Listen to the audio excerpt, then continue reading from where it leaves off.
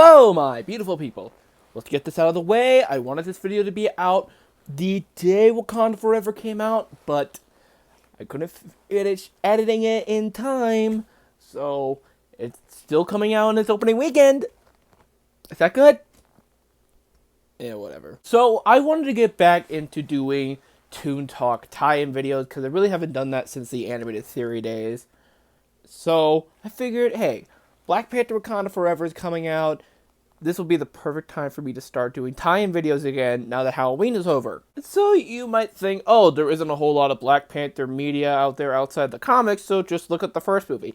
Wrong. There was actually quite a bit of Black Panther content I could have talked about.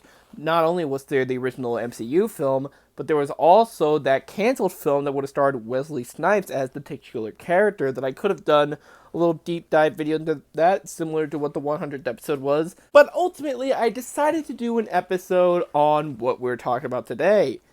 The Black Panther motion comic. Black Panther motion comic was a mini-series produced by Marvel Animation, which aired on BET. Motion comics really started to show up around this time. Marvel definitely did make a few of them. DC also made a few of them. The most famous one being their Watchmen motion comic, which is currently on HBO Max, last I checked. Probably Marvel's most famous has got to be the Black Panther motion comic, which aired on BET. I wanted to look at the entire series because it's only 6 episodes, but I didn't have time to do that, so I'm just looking at the first episode to see if the start of this miniseries is a good one from the perspective of someone who has never seen the rest of the series. So with all that said and done, let's take a look at episode 1 of the Black Panther motion comic. Episode 1 begins with Wakanda in the 5th century. We see a bunch of warriors invading Wakanda, but a bunch of Wakandan warriors fight back and kill the majority of them, and then we get our opening title sequence. Can I just say right off the bat, I am not a fan of the animation in this series. I mean, yes, it is a motion comic, and is obviously meant to look like a comic book literally came to life. But, I don't know, I'm just not a fan of the limited animation style, which is, like, a notch above the Marvel superhero show, just with more expressive faces sometimes.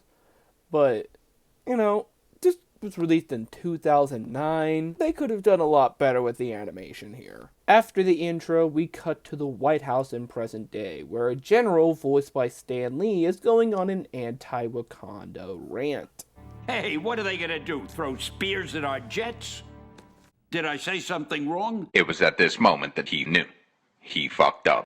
My God, Dundee, I'm sorry. You know I didn't mean you when I say... Shut up, Wallace. So this guy named Ross then gives them all a history lesson on the country of Wakanda, on how it is a small country in Africa that has this ruler known as the Black Panther that rules over the country, and that they have a lot of vibranium. Then tells them a story about how back in World War II, Captain America went to Wakanda in order to take down some Nazis that invaded there, only to see that the Wakandan warriors and the Black Panther already took care of the Nazis days before Captain America showed up. Cap then falls in a hole and ends up encountering the Black Panther, who pretty much tells him to piss off and that they already took care of it days ago, telling Captain America to go back to his country. The two of them then fight, with the Black Panther ended up winning and knocking out Captain America, taking him to an unknown location at this point. I don't really like how this episode treats Captain America. For starters, his design looks a little bit too Rob Liefeld-esque. I know he's supposed to be super strong, but he just looks too bulky to me, if that makes any sense. And second of all, between his writing and his voice actor's performance, the character just comes across as a dick. The character feels more like John Walker than Steve Rogers is what I'm trying to say here. The general then gets handsy with Ross and is then thrown out of the room.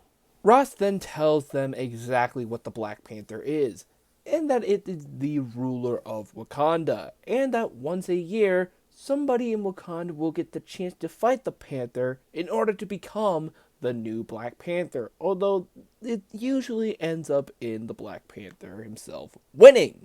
We cut to the Queen's chamber, where the Queen of Wakanda is very, very annoyed over the fact that this ritual is happening again this year.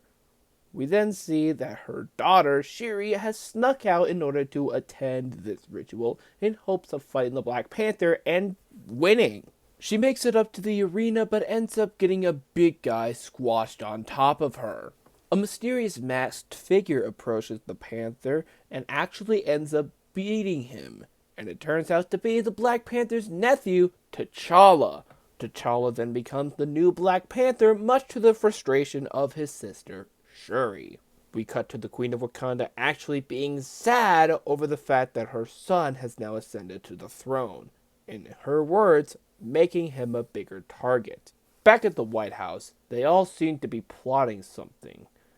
They all seem to be plotting a possible invasion of Wakanda.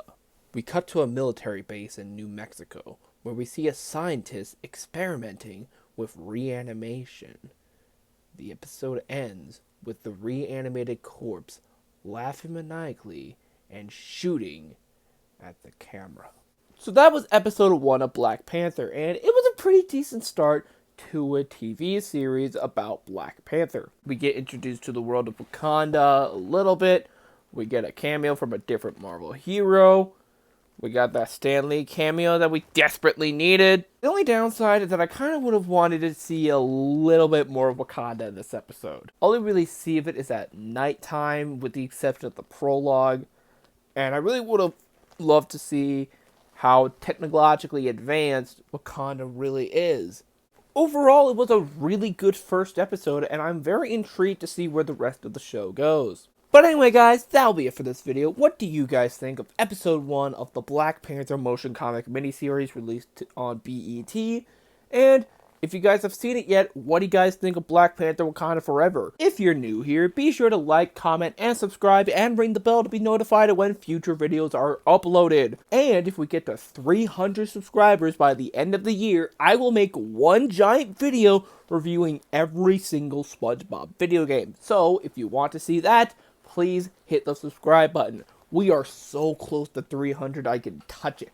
I can feel it in my bones. I could just kiss the thing. You better give me the 300 subscribers, or else I'm gonna... Ooh, or else you're gonna end up like Chadwick Boseman. But until then, I'll see you later. Bye!